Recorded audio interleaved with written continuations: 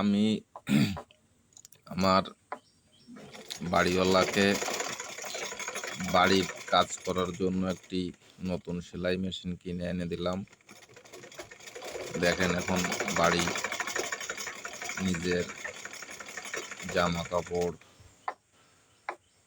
অন্য মানুষের তা কাটানোর সুযোগ করে দিলাম।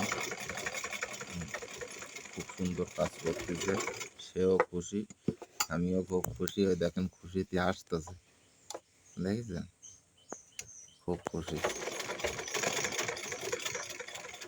মাঝে মাঝে একটা গিফট টিফট দিতে পারলি মোটামুটি ভালো হয়, কিন্তু সবসময় তো পারে ওঠা যায় না, এই আর কি।